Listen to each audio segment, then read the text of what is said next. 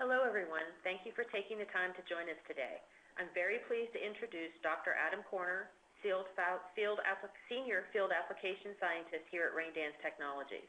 Dr. Corner received his Bachelor of Science in Biochemistry and Genetics and his PhD in Biological Identification of Nematodes from the University of Leeds in England. Prior to RainDance, he held similar senior scientist and field applications positions at several other biotech companies. A video recording of this webinar will be available on our website soon after the presentation. RainDance Technologies enables groundbreaking research with an innovative product portfolio to study cell-based and cell-free biomarkers for disease risk predisposition, initial detection, pathology, and residual disease. We offer a complete line of products built on our digital droplet technology platform that help simplify complex genetics.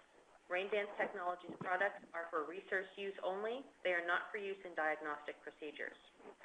Our Thunderstorm system is a high-throughput, fully automated, next-generation sequencing content enrichment solution that enables researchers to generate best-in-class data on large-scale disease panels while delivering the simplest and most affordable workflow for high-volume studies. Our recently launched Thunderbolt Cancer Panel is a comprehensive next-generation sequencing panel enabling researchers to profile a wide range of tumor samples, such as FFPE, tissue, and plasma, with as low as 10 nanograms of starting DNA in less than 2 days, all with a streamlined workflow and a low overall cost per sample. Today, Dr. Corner will be discussing some of the advantages found in our RainDrop system, which is an ultra-sensitive digital PCR system for research of early detection and monitoring of cancers, viruses, pathogens, and immune markers. I'll turn it over to you, Dr. Corner. Thank you very much, Chris. So what I'd like to talk about today is developing a 4-plex assay system for the RainDrop Digital PCR System.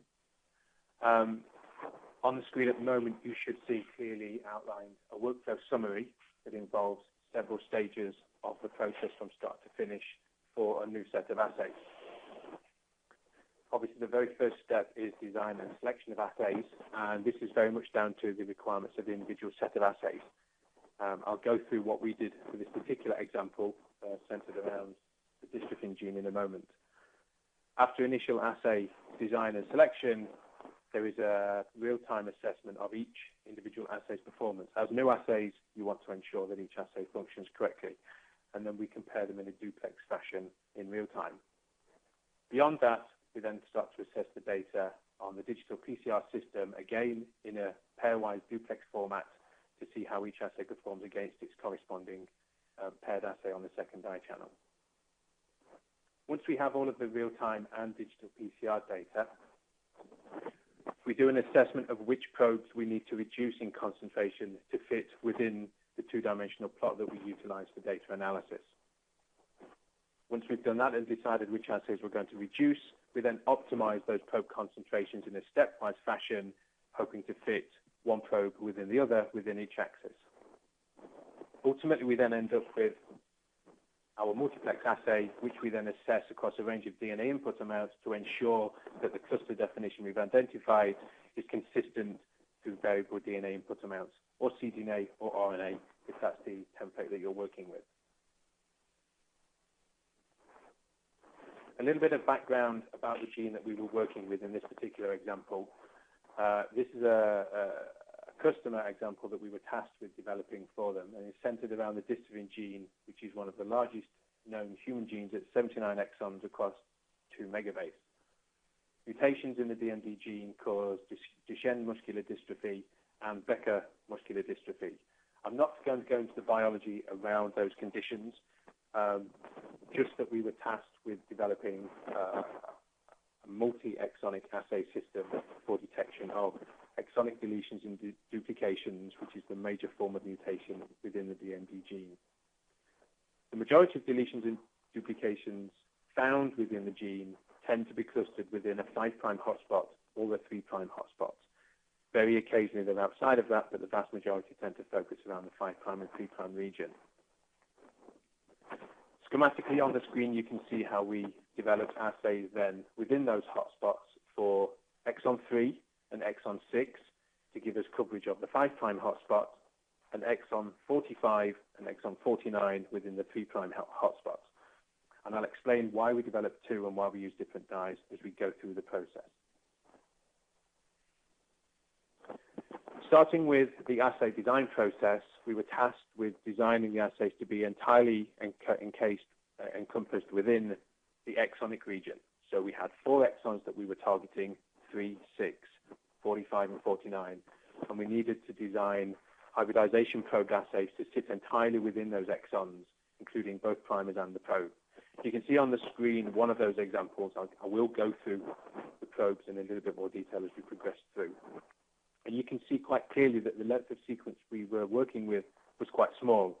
So we decided to test a range of probe manufacturing systems to ensure that we could shoehorn in those assays within the required exonic regions.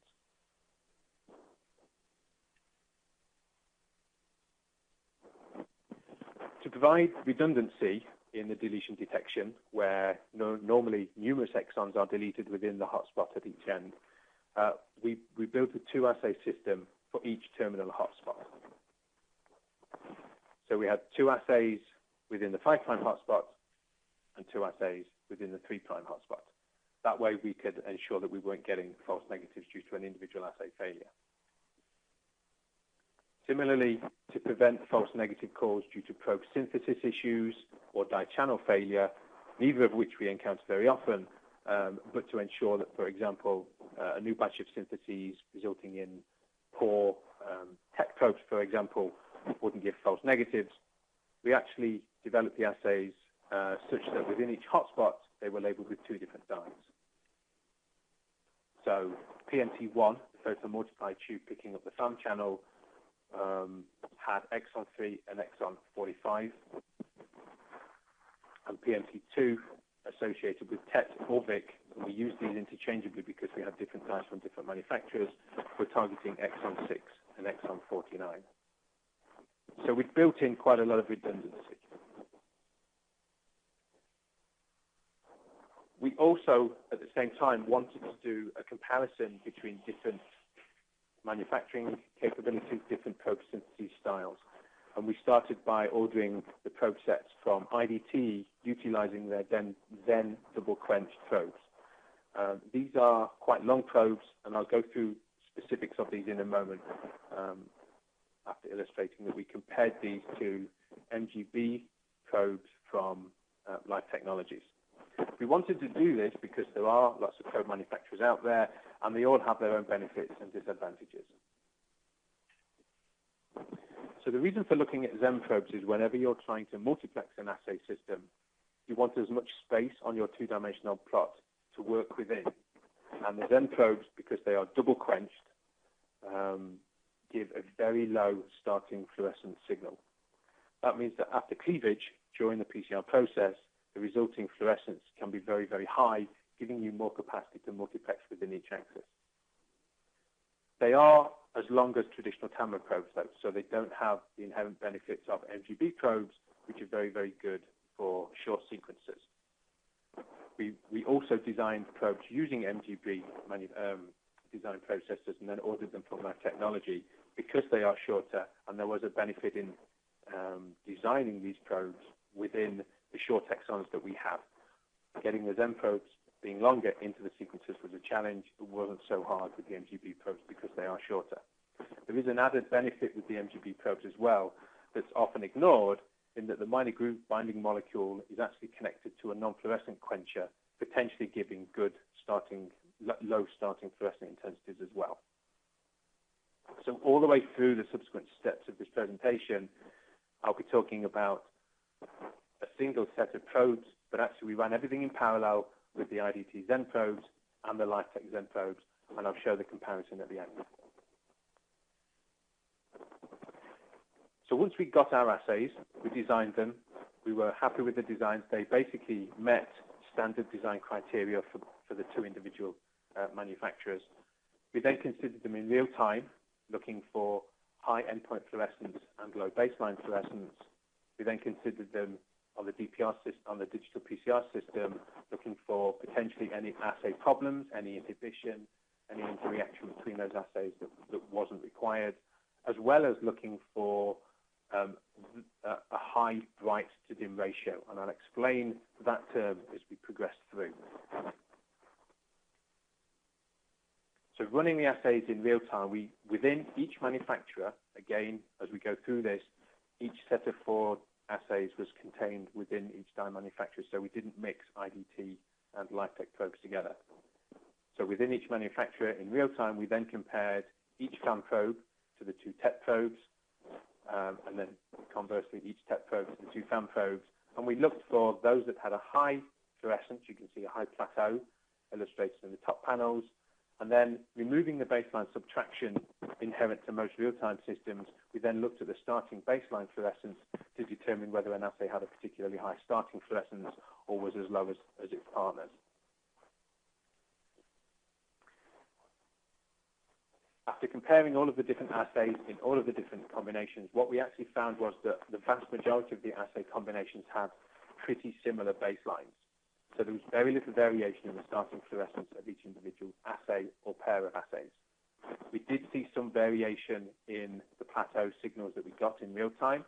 So you can see 45 FAM from IDT is higher than the 3 FAM data from IDT, and that was true of the 45 FAM probe set from LifeTech as well.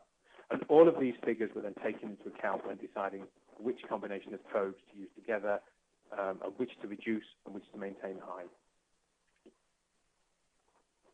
We then looked at the bright to dim ratios and any potential assay inhibition on the digital PCR system. And what I mean by the bright to dim ratio is the distance between the negative cluster, which is the majority cluster within any digital PCR experiment, which is always normalized to 1000, the difference between that negative cluster and the individual positive clusters within each dye channel.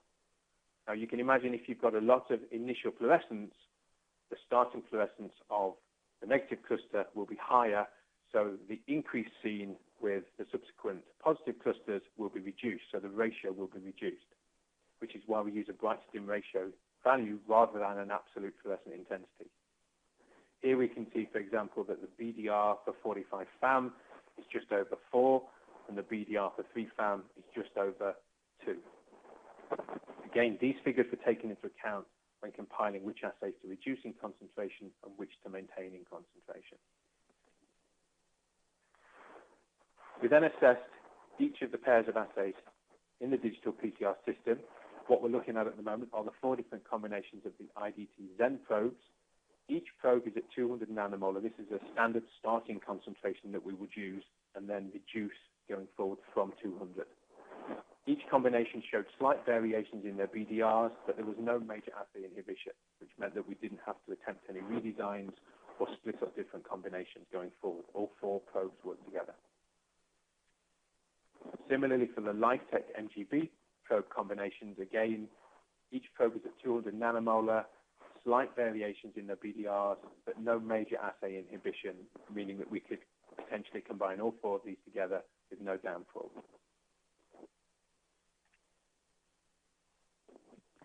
So having gone through the real-time data and the duplex assay structures on the RainDrop, we then had a range of data that we could compile together.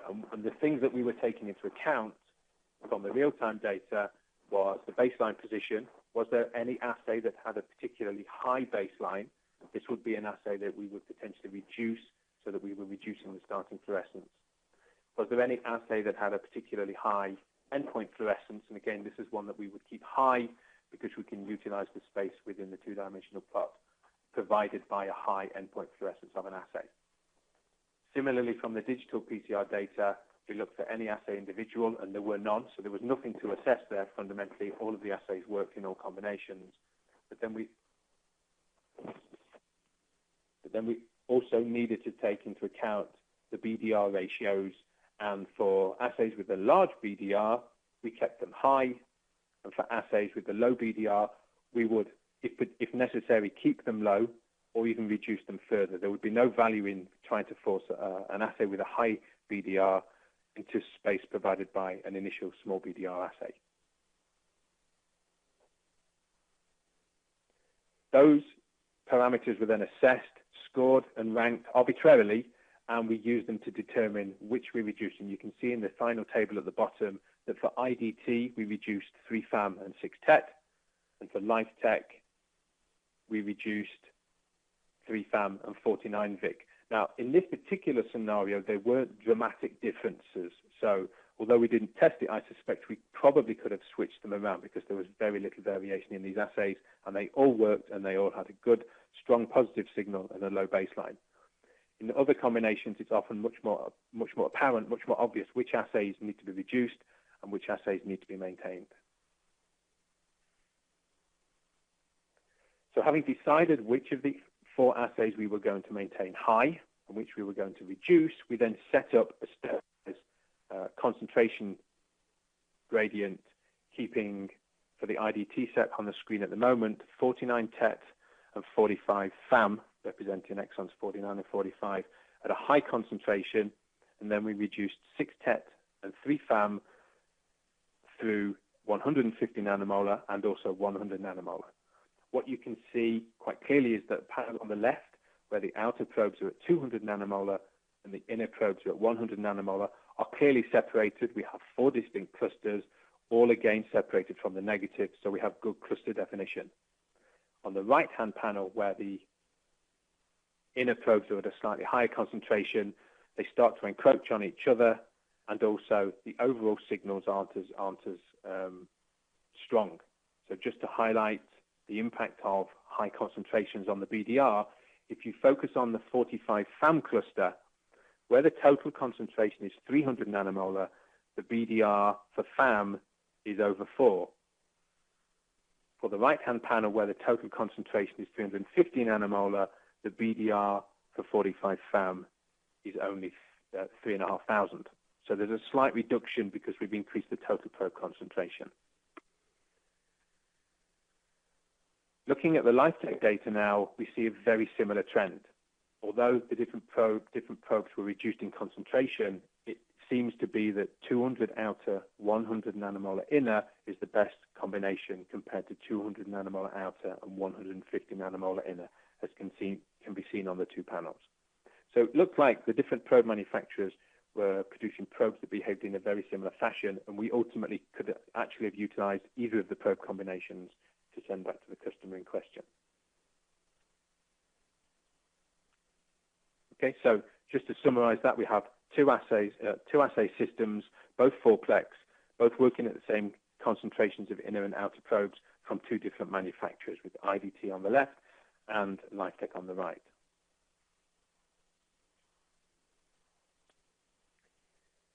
It is important at this point, having set up your test systems to develop the multiplexing capabilities in the different clusters separated, that will be maintained as you go through a range of template concentrations that you're likely to encounter when you go to your real samples.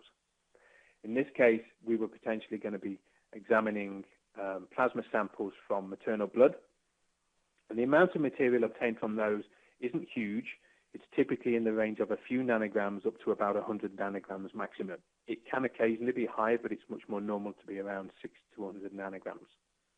So we then did a titration of DNA input amounts to see whether we maintained that cluster definition. As you can see, starting at the low concentration on the right, there are 4 clusters. As we progress across to the left, the clusters get stronger, darker, or actually lighter in color towards the green, indicating that there's a hotspot of clusters, of droplets under the cluster. But we still get cluster definition on the far left of the 100 nanograms. You may question about the blue drops causing drag between the 2. This is something that's inherently present when you do lots of endpoint reactions in parallel, but we can utilize the RainDrop analyst software to change the view to allow identification of those clusters more readily. And on the screen, what we've got is exactly the same data. On the top plot, we've got the pseudo-color plot highlighting individual droplets, and on the bottom, we've got a contour plot utilizing log growth. And you can still see quite clearly the 4 clusters as you progress from right to left, increasing in input amounts. And it's much more apparent that the hotspots of the clusters on the vertical axis are indeed clusters with a background underneath them.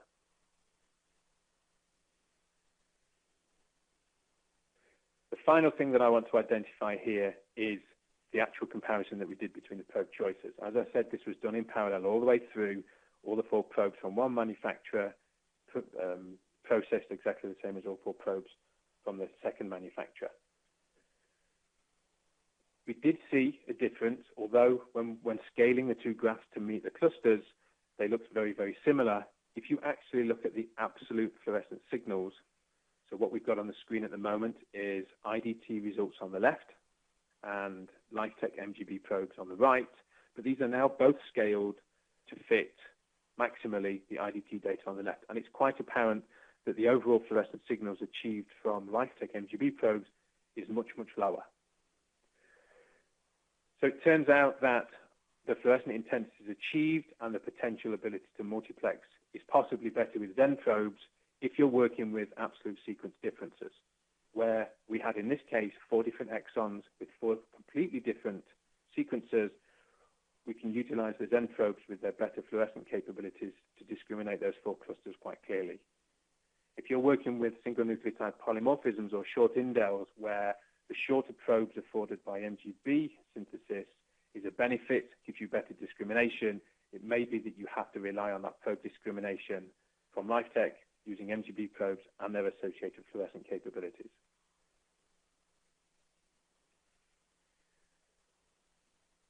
Thank you for listening. That's the last of the slides, and hopefully that's given you an overview outline of how you can develop a 4-plex yourself. We're going to go to a Q&A session now that will be chaired by Chris, and I'll be happy to take any questions that you might have. Thanks, Adam. The first question is, do you see a reduction in signal when multiplex is compared to duplex due to an increase in the total probe concentration? Absolutely. The more probes that you add into the mix, the higher the starting fluorescence of the droplets, therefore the negative cluster will be slightly higher. So you get an overall bright to dim ratio reduction as you add another 2, 3, 4 probes into the mix. Thank you. Next question is, what were the primer concentrations? Were they held constant? Yes, absolutely. Because we didn't see any issues as we went through the real-time and early duplex results from the digital PCR system, they were maintained at 500 nanomolar. And so because we didn't see any inhibition, we didn't actually have to tweak the interaction at the primer amplification level. We relied entirely on modifying the probe concentrations. And that actually leads to the next question, which was, how would you tell if there was inhibition? And if you detected it, how would you correct for it? So typically what you find is when you do the duplex array experiment, you'll have a certain combination. So in our case, we had all 4 combinations working fine. What you tend to find is that when you get inhibition, the presence of one particular primer probe set causes other probes multiplexed with it or duplexed with it to fail or be very poorly performing. That probe set in its own right or in conjunction with other combinations performs fine, but in the presence of the one inhibitory assay becomes very poor performing. And you see that across a range of separate assays in conjunction with the one inhibitory assay. You can modify the probe concentrations or more likely the primer concentrations to try and reduce the impact of the interaction between the different assays, or ultimately you would go back and attempt to redesign. Thank you. Next question is, how would you optimize a 5-plex or higher? Okay. So what we have at the moment is we have a very nice clean 4-plex utilizing dyes across each axis. If you were to attempt to put an extra dye on those axes, potentially it might be possible, but there is a much better option. If I can just flick back a couple of slides. If I put an example on the screen, we can actually utilize what we'd call the dead space. Bear with me while I put up a pointing tool. So where we have dead space, hopefully you can see my arrow on panel A now. We have dead space between the y-axis TET assays and the x-axis FAM assays. We can actually move an assay up and across by having a single sequence synthesized with 2 different dyes, then mixing the ratio of those 2 dyes for a single assay so that we effectively have a midpoint fluorescent intensity droplet cluster that fits in the 45-degree line somewhere. And you can actually move those up and down and optimize and multiplex another 2 or 3 assays potentially within that space. Thank you. Next question is, how were the assays designed? So both of the sets of assays were designed using the standard design tools available from both of those manufacturers. So we utilized the web design tool from IDT to design standard Zen-based probe systems, and then we used Primer Express from Life Technologies following standard design guidelines, and then submitted those into each individual manufacturer. Okay, that's all the time we have for questions right now. Thank you, everyone, for joining us, and we will have a recording of this available on our website in a few days.